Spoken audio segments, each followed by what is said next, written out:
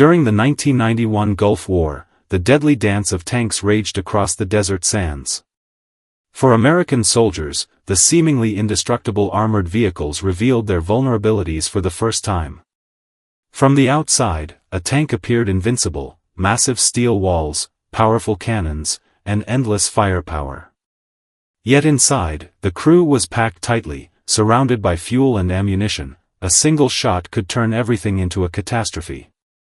On a scorching afternoon, an American unit confronted several Soviet-made T-72 tanks. These machines were formidable, but their design left a fatal weakness: ammunition was stored exposed within the crew compartment. Soldiers called it the surprise box effect. A single hit could launch the entire turret into the sky. One Iraqi tank was hit directly by an American shell. The initial explosion did not instantly kill the crew. It engulfed the compartment in flames, and the men struggled for survival.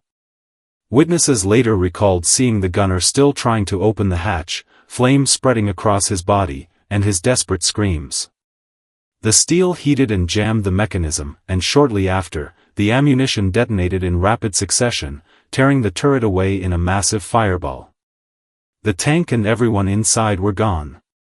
This incident revealed that even the strongest armor could turn against those inside. Online security and Aura. The same vulnerability applies to the digital world.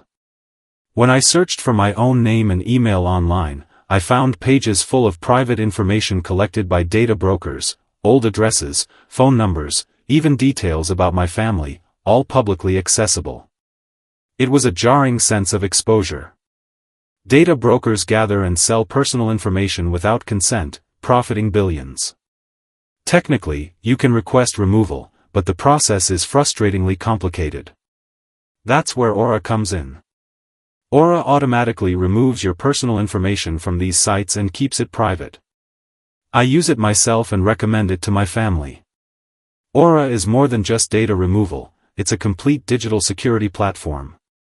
It alerts you if your information appears on the dark web, provides real-time fraud alerts for bank and credit accounts, includes a secure VPN, antivirus, password manager, and 24/7 US-based support. Plus, it comes with $5 million identity theft insurance.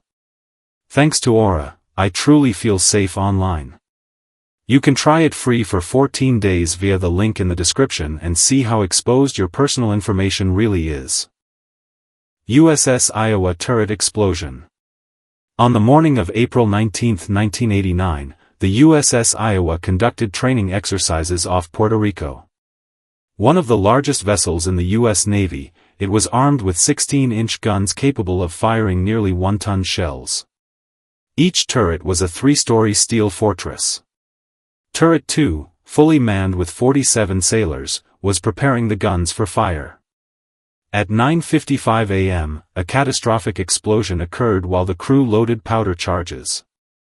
Flames engulfed the compartment, and temperatures soared past 3,000 degrees Fahrenheit.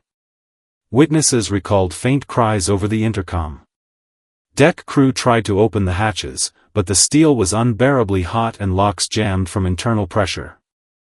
Within minutes, all 47 sailors were dead. Official reports tersely stated, an explosion occurred in Turret 2. USS Forrestal fire.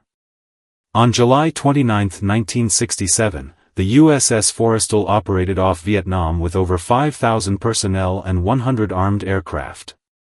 At 10:50 a.m., a rocket accidentally fired from a parked jet, igniting a fire that rapidly spread across the deck. Jets, fully fueled, caught fire.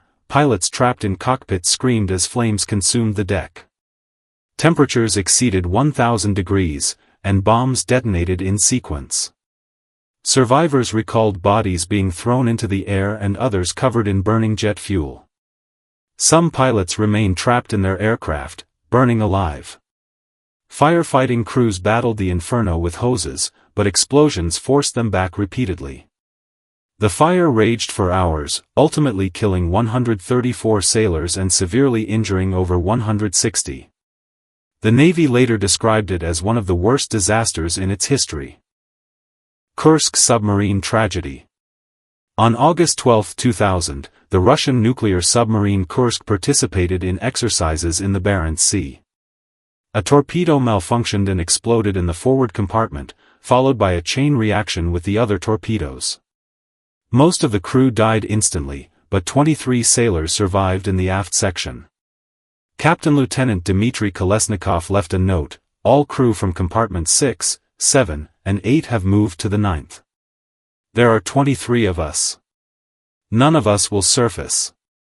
Temperatures near freezing, darkness, and limited oxygen pressed on them." Foreign rescue offers were initially refused. By the time rescuers reached the submarine a week later, all 118 crew members had perished. Napalm training accident. During a napalm training session, a U.S. soldier accidentally fell into burning gel. Napalm adhered to his uniform and skin, burning at over 2,000 degrees Fahrenheit. Unlike ordinary fire, it could not be brushed or extinguished easily. Medics attempted to help, pouring water and scraping the gel, but the chemical continued to burn. The soldier remained conscious for hours, screaming in agony as burns spread across most of his body. Despite emergency treatment and morphine, he did not survive. The military reported it as a training accident, but those who witnessed it saw the merciless reality of napalm. Bunker collapse. In 2003, during the Iraq invasion, a hastily constructed U.S. bunker collapsed under bombardment. One soldier was trapped under several tons of concrete. Rescue teams tried to lift the debris manually and with equipment, but the weight and pressure made immediate removal impossible. The trapped soldier remained conscious, speaking to his comrades and urging them to hurry. Hours later, after moving enough concrete to reach him, it was too late. He had died beneath the rubble. S-178 submarine incident. On October 21, 1981, the Soviet diesel submarine S-178 collided with the cargo ship RFS-13 in the Sea of Japan. The impact breached the forward compartments, flooding the vessel. Some crew escaped before watertight doors sealed, but 32 remained trapped at roughly 108 feet below the surface. With minimal light and limited air, the trapped sailors attempted to signal rescuers. Over 2 days, 27 were evacuated from the aft compartments, the remaining 5 perished. Reports confirmed that many survived hours after the collision but were blocked from escape routes. Grenade heroism. On June 19, 1959, at Fort Dix, New Jersey, a group of Army recruits practiced live grenade throwing. One recruit froze and dropped a grenade into the trench. Staff Sergeant John R. Rice immediately shoved the recruit aside and jumped on the grenade, absorbing the blast. The trench exploded, killing Rice instantly but saving the recruit and others nearby. His decision was conscious, made in a fraction of a second, and he was posthumously honored for his sacrifice.